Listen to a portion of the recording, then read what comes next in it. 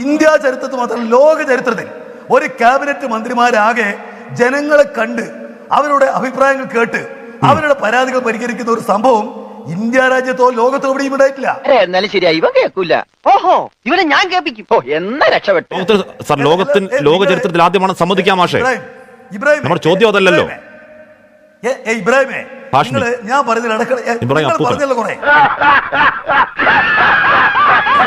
നിങ്ങൾ കുറെ വിഷം ചീറ്റിയല്ലോ. നിങ്ങൾ വർത്തമാനമല്ല പറഞ്ഞത്, നിങ്ങൾ വിഷമാണ് ചീറ്റിയത്. ആ വിഷത്തിന്റെ ഒരു മറുമരുന്ന് ഞാൻ പറയട്ടെ. ഇന്ത്യയുടെ ചരിത്രത്തിൽ ഇല്ലാത്ത രൂപത്തില് ഒരു സംസ്ഥാന ഗവൺമെന്റിലെ ക്യാബിനറ്റ് ആകെ ജനങ്ങളെ ചെന്ന് കാണാൻ ശ്രമിക്കുന്നു. 21 ദിവസമായിട്ട് അവർ ജനങ്ങൾക്കിടയിലാണ്. പറഞ്ഞ ആരാണ് സാറേ ആകെ 1-2 പേരാണെങ്കിൽ എന്തിനാണ് ആത്മഹത്യാ സ്ക്വാഡ്, എന്തിനാണ് ചാവേർ സ്ക്വാഡ്, എന്തിനാണ് കനകോലുവിന്റെ ഐഡിയ 1-2 പേർക്കാണെങ്കിൽ? ഇബ്രാഹിം ഇതുവരെ ഇബ്രാഹിമിന്റെ അപ്പൂപ്പന്റെ പേരാണ് ഹാഷ്മി എന്നാണ് എന്റെ പേര്, ഹാഷ്മി താജ് ഇബ്രാഹിം. നീ എവിടെ പരിപാടി അവതരിപ്പിച്ചാലും ഇത് തന്നെയാണല്ലോ നിന്റെ വിധി. കരിങ്കൊടി പ്രവർത്തനം പങ്കെടുത്തില്ലല്ലോ. ഞാൻ പറയട്ടെ, നിങ്ങൾ ഇതുവരെ ഒരു കരിങ്കൊടി പരിപാടിയിൽ പങ്കെടുത്തില്ലല്ലോ. ഉണ്ട് സാർ, നിരവധി കരിങ്കൊടി പരിപാടി പങ്കെടുത്ത കരിങ്കൊടി പരിപാടിയിൽ പങ്കെടുത്ത ആളാണ് സാർ. ഞാൻ കരിങ്കൊടി പരിപാടിയിൽ പങ്കെടുത്ത ആളാണ് സാർ. അന്ന് പിടിച്ചത് SFIയുടെ കൊടിയാണ് സാർ. നിങ്ങൾക്ക് ചാനലിന് ഗവൺമെന്റ് വിമർശിക്കാൻ എന്തെങ്കിലും കാര്യമുണ്ടെങ്കിൽ അതിന് വേറെ പരിപാടി നടത്തണം. ഇബ്രാഹിമിനെ പ്രത്യേകമായിട്ട് ചാനലിൽ പറയണമെങ്കിൽ ഈ LDF പറയണമെങ്കിൽ പൊതുയോഗം നടത്തണം. അല്ലാതെ 24 ചർച്ചയിൽ വന്നിട്ട് അതാകെ വിഷം ചീറ്റുന്ന പോലെ പറയാലോ എടുത്ത്. ഒന്ന് പോയി തരത്തി പോയി കളിക്കടാ. പിന്നെ ഞാൻ പറയുമ്പോഴെല്ലാം നിങ്ങൾ വായിക്കിടന്ന് പറയുന്നത് എന്തിനാ? എനിക്ക് പറയാനുള്ള കാര്യം ഞാൻ പറയട്ടെ.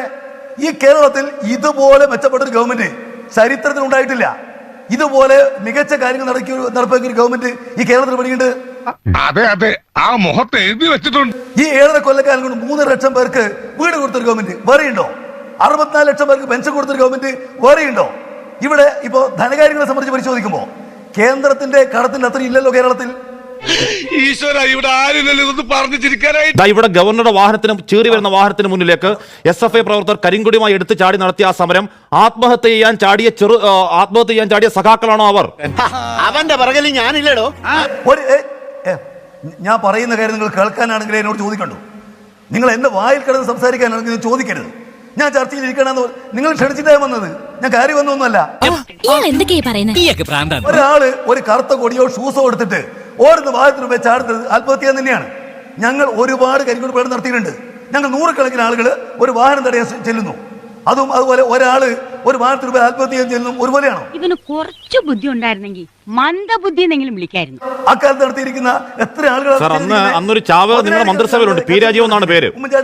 കൂത്തുപറമ്പിലെ താങ്കൾ ഈ പറഞ്ഞ സംഭവത്തിന് കരുണാകരന് കരിങ്കൊടി കാണിക്കാൻ വണ്ടിക്ക് മുന്നിലേക്ക് എത്തി ഉടുമുണ്ട് പറിച്ച് ജീപ്പിലേക്ക് എറിഞ്ഞൊരു സഖാവിന്റെ പേര് P. രാജീവ് എന്നാണ്. നിങ്ങളുടെ മന്ത്രിസഭയിലുണ്ട്. നിങ്ങൾ ഒരുപാട് വിഷം ചീറ്റി. ഞാൻ എങ്ങനെയാ പറയുന്നത്? ആ വിഷത്തിന് ഞാൻ മറുപടി പറയണ്ടേ? അതിലിടക്കിടക്ക് നിങ്ങൾ എന്നോട് ചോദ്യം ചോദിക്കുന്നത് എന്തിനാ? നിങ്ങൾക്ക് CPM വിരുദ്ധ പ്രസംഗം നടത്താനാണെങ്കിൽ നിങ്ങൾ വേറെ പോയി നടത്തണം. അതിനുവേണ്ടി പുതിയ വെച്ചോളണം. ഒന്ന് പോടോ. CPM-നെ വിമർശിക്കാൻ നിങ്ങൾ ചാനലിൽ അവതാരങ്ങൾ എന്ന് പറഞ്ഞിട്ട് വന്നാൽ ശരിയാവില്ല. ശരി, എനിക്കെതിരെ പറയട്ടെ, കോൺഗ്രസ് പറഞ്ഞോട്ടെ, BJP പറഞ്ഞോട്ടെ. നിങ്ങൾ മോഡറേറ്ററാണ്, നിങ്ങൾ ഇടപെടേണ്ട കാര്യം. ശരി, ഞാൻ കോൺഗ്രസിലേക്ക് പോകാം. വിവരമുള്ളവർ എന്തെങ്കിലും പറഞ്ഞെന്ന് വെച്ച് വിവരമില്ലാത്ത സാറൻ തന്നെ മറുപടി പറയാൻ പോകുന്നത്. ഒരാൾ കറുത്ത ഷൂസ് ഒരു വണ്ടിക്ക് നേരെ വലിച്ചെറിയുന്നത് സമരാണോ? ഒരു വിമാനത്തിൽ കയറിയിട്ട് 2 ആളുകൾ അടിക്കാൻ ശ്രമിക്കുന്നത് സമരാണോ? ഇത് സമരമല്ല, സമരാഭാസാണ്.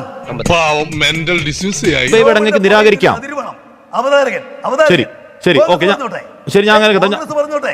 കോൺഗ്രസ് പറയട്ടെ. ഞാൻ മനസ്സിലാക്കും. ചാനലിന്റെ നിഷ്പക്ഷ ചാനലിന്റെ ആളാണ്. ഇത് തീർന്നില്ലേ? പണ്ട് നമ്മൾ ചെയ്ത സമരങ്ങൾ, ഇപ്പോഴത്തെ കരിങ്കൊടി സമരങ്ങൾ, P. രാജീവ് ചെയ്ത സമരം, 100 കരിങ്കൊടി സമരങ്ങൾ, മുഖ്യമന്ത്രിയുടെ എന്താണ് കല്ലെറിഞ്ഞ് മുഖ്യമന്ത്രി നെറ്റുപൊട്ടിക്കൽ, അന്ന് നിങ്ങൾ ചെയ്ത സമരങ്ങൾക്ക് ഇപ്പോൾ ചെയ്യുമ്പോൾ അധമ സമരമാണ്. അത് തീവ്രവാദ പ്രവർത്തനമാണ്, അത് ഭീകരവാദ പ്രവർത്തനമാണ്, അത് ജമാഅത്ത് ഇസ്ലാമി തീവ്രവാദികളാണ്, മണ്ണാങ്കട്ടയാണ്. നാണമില്ലടാ നിനക്ക്. സൂക്ഷിച്ച് സംസാരിക്കണം. നിങ്ങൾ ഒരു മാധ്യമത്തിന്റെ ഈ ചർച്ചയിലെ മോഡറേറ്ററാണ്. നിങ്ങളൊരു രാഷ്ട്രീയക്കാരനല്ല. ശരി, ഞാൻ ഈ ഗവൺമെന്റിനായിട്ട് വിമർശിക്കാൻ നിങ്ങൾ പ്രസംഗിച്ച പോലെ ഒരു 3 ഏത്തപ്പഴെടുത്തവന്റെ ഉണ്ണാക്കി തിരികെ കയറ്റിക്കൂടെ. മാധ്യമങ്ങൾ എന്ന് പറയുന്നത് വിമർശിച്ചുകൂടാ എന്ന് ഇടതുപക്ഷ നയമൊക്കെ എന്നുണ്ടായതാണ് എം പ്രകാശൻ. ഈ കേരളത്തിൽ ഭൂരിപക്ഷം വിമർശിച്ചുകൂടാ മാധ്യമങ്ങൾ, വിയോജിച്ചുകൂടാ മാധ്യമങ്ങൾ എന്നുണ്ടായതാണ് ഇടതുപക്ഷ നയം. അതെ, വേഷം കെട്ട് എന്റെ അടുത്ത് വേണ്ടാട്ടോ. നിങ്ങൾ എന്തും വിമർശിച്ചോ? ഞാൻ അതേ ഉണ്ടായുള്ളൂ. മാധ്യമത്തിന്റെ അഭിപ്രായമായിട്ട് വലിയ പരിപാടി നടത്തിക്കോ. പരമ്പര CPM-ന്റെ ഗവൺമെന്റിന്റെ കൊള്ളരുതായ്മകൾ പരിപാടി നടത്തിക്കോ. കൊള്ളാം, നല്ല ഫ്രഷ് ഐഡിയ. ഒന്നാം പിണറായി സർക്കാരിന്റെ ഒടുവിൽ അന്ന് ഈ പറഞ്ഞ ക്ഷേമ പെൻഷൻ കൊടുത്ത് ആ സർക്കാർ നന്നായി നിൽക്കുമ്പോൾ സർക്കാരിനെ അനുകൂലിച്ച് പറഞ്ഞത് രണ്ടാം പിണറായി സർക്കാരിന്റെ തുടക്കത്തിൽ പ്രചരണ വാഹനങ്ങളിൽ CPM ഇലക്ഷൻ പ്രചരണത്തിന് ഉപയോഗിച്ചു. തെളിവ് വേണോ എം പ്രകാശൻ? കാര്യമത് സത്യമാണെങ്കിലും എനിക്ക് അംഗീകരിച്ചു കൊടുക്കാൻ പറ്റുമോ? കാരണം ചർച്ചകളിലൊക്കെ വളരെ സൗമ്യനായിട്ട് കാര്യങ്ങൾ പറയുന്ന പ്രകാശം മാസ്റ്റർ കിളി പോയ അവസ്ഥയിൽ ഇപ്പോഴത്തെ പറയുന്നതിന് നമുക്ക് അംഗീകരിച്ചു കൊടുക്കേണ്ടി വരും. കാരണം വെച്ചാല് ഈ പറഞ്ഞ വധശ്രമമൊക്കെ ആരോപിച്ച് ജയിലിലടക്കാൻ നോക്കി ചെന്നിട്ട് അവസാനം ആ കോടതി വലിച്ചു വാരി ഭിത്തിയിലൊട്ടിച്ചു. ആർക്കായാലും സംശയം തോന്നാം എനിക്ക് എന്താ വേറെ പണിയില്ലേ. ഞങ്ങളും ചോദിച്ചു. ഇടതുപക്ഷ മനസ്സ്, ആ ഇടതുപക്ഷ മനസ്സ് ഇവർക്ക് നഷ്ടപ്പെട്ടിരിക്കുക. ആ ഇടതുപക്ഷ മനസ്സ് നഷ്ടപ്പെട്ടത് കൊണ്ടും അവരുടെ ഈ അധികാരത്തിന്റെ ഗർവിന്റെ പേരിൽ ആരെയും എന്തും ചെയ്യാമെന്നുള്ള തോന്നിയാസമാണ് ഇന്ന് പൊളിഞ്ഞത്. കിട്ടേണ്ടത് കിട്ടിക്കഴിഞ്ഞാൽ തോന്നേണ്ടത് തോന്നാൻ ഇത്തിരി സമയം നല്ലതാ. ഇരട്ടത്താപ്പിന്റെ മുഖം കൂടി നോക്കൂ. ഗവർണറുടെ വാഹനത്തിന് മുന്നിൽ ചാടിക്കേറിയല്ലോ. എന്താ ജീവൻ രക്ഷാപ്രവർത്തനം നടത്താഞ്ഞത്? എന്താ ജീവൻ രക്ഷാപ്രവർത്തനം നടത്താഞ്ഞ മാഷെ?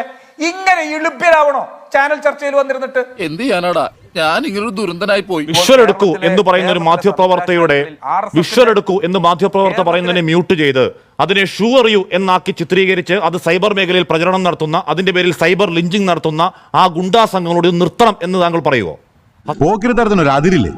ഞങ്ങൾ കമ്മ്യൂണിസ്റ്റുകളാണ്. ഞങ്ങൾ കമ്മ്യൂണിസ്റ്റുകൾ എന്ന് പറഞ്ഞു കഴിഞ്ഞാൽ ഞങ്ങളെ സംബന്ധിച്ച് വസന്തത്തിന്റെ ഇടിമുഴക്കൻ സ്വപ്നം കണ്ട് സായുധ വിപ്ലവം നടത്തുന്നതിന് ആയുധമേന്തി അങ്ങനെ രക്തരൂക്ഷിതമായി വിപ്ലവം നടത്തണമെന്ന് ആഗ്രഹിച്ചിരുന്നവരാണ്.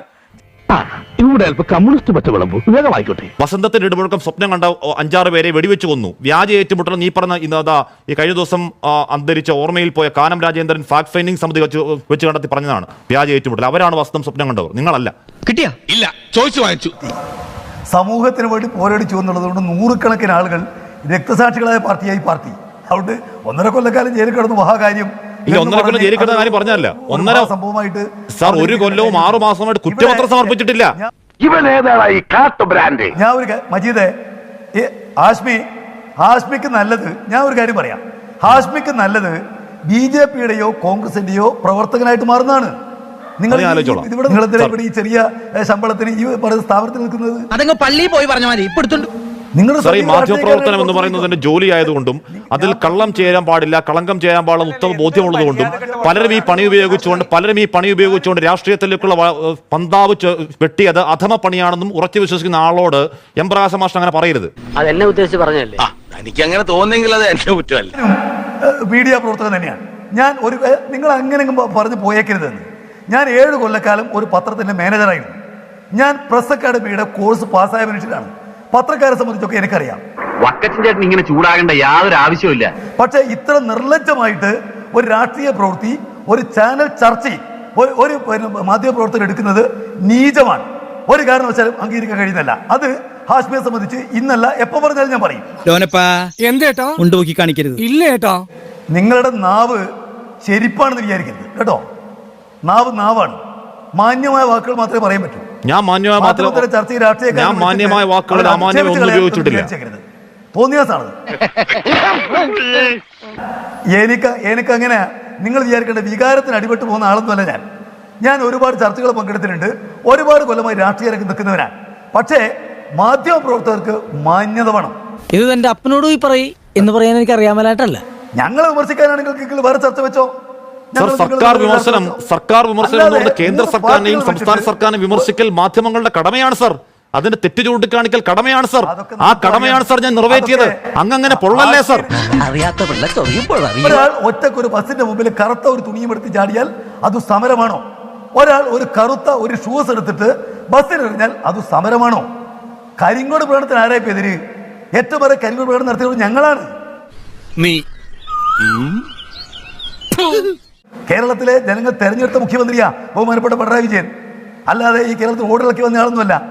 ഈ കേരളം തെരഞ്ഞെടുത്ത ക്യാബിനറ്റാ ഈ കേരളത്തിലേക്കാകെ ചെല്ലുന്നത്. കുറ്റബോധം എന്നെ വേട്ടയാടുന്നു പ്രഭാകരൻ. എല്ലാ സമരങ്ങളും അംഗീകരിക്കത്തക്കതാണോ? ഇവിടെ പോലീസ് സ്റ്റേഷൻ ആക്രമിച്ചിട്ട് പോലീസ് സ്റ്റേഷൻ തീ കൊടുത്തിട്ടില്ലേ? ഇവിടെ ദേശീയ പ്രസ്ഥാനത്തിന്റെ ഭാഗമായിട്ട് ഇപ്പോ കയ്യൂർ സമരം, കരിവെള്ളൂർ സമരം സ്വീകരിച്ച മാർഗങ്ങളാകെ ഈ പറഞ്ഞ നിയമപരമായിട്ട് മാർഗങ്ങൾ മാത്രമാണോ? സമരത്തിൽ പലതും ഉണ്ടാവും. മക്കളെ നിന്റെ ഒരു ഫോട്ടോ എനിക്ക് കിട്ടൂടാ, ഫ്രെയിം ചെയ്ത് വീട്ടിൽ കെട്ടിത്തൂക്കാനാ.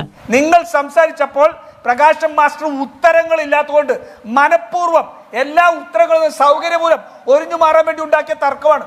ആ തർക്കത്തിൽ ഈ ചർച്ചയിൽ ഏറ്റവും പറയേണ്ട കാര്യങ്ങൾ മുഴുവൻ സമയം അപഹരിച്ചു. അതാണപ്പ മനസ്സിലിരിക്കും. 1.5 വർഷമായി കുറ്റപത്രം കൊടുത്തിട്ടില്ല. ഏത് കേസില്? കേരളത്തിന്റെ മുഖ്യമന്ത്രിയെ കൊല്ലാൻ ശ്രമിച്ച കേസിൽ. നാണമുണ്ടോ? ഇറങ്ങിപ്പോയിക്കൂടെ? ഒരു മുഖ്യമന്ത്രി വധശ്രമത്തിന് കേസെടുത്തിട്ട് കുറ്റപത്രം കൊടുക്കാൻ കഴിയാത്തത് പരാജയം നിങ്ങൾക്ക് പറയാൻ പറ്റാത്തതുകൊണ്ട് മാധ്യമപ്രവർത്തകരെ മെക്കിട്ട് കയറരുത്. കേരളത്തിലെ ഇടതുപക്ഷത്തിനെ സംബന്ധിച്ച് പുതിയൊരു നറേറ്റീവ് സൃഷ്ടിക്കണം. ഇടതുപക്ഷ മനസ്സ്, ഇടതുപക്ഷ ബോധം എന്ന് പറയുന്നത് എങ്ങോ കൈമോശം വന്നുപോയി എന്ന് നിങ്ങൾക്ക് വിമർശിക്കണം. ഇടതുപക്ഷ മനസ്സും ഇടതുപക്ഷ ബോധവും അങ്ങനെ കൈമോശം വരുന്നതല്ല. ഞങ്ങൾ ആവർത്തിച്ച് ആവശ്യപ്പെടുന്നത് സമരം നടത്തുമ്പോൾ പ്രഖ്യാപിച്ചുകൊണ്ട് സമരം നടത്തുക. കേട്ടോ അസ്കറെ, മറൈൻ ഡ്രൈവിൽ ആ ലഘുലേഖ വിതരണം ചെയ്ത 3 പേരെ എന്തിനാ തല്ലിച്ചതച്ചത്? നിങ്ങൾ പറഞ്ഞേ, ഏത് കരിങ്കൊടിയാ കാണിച്ചത്?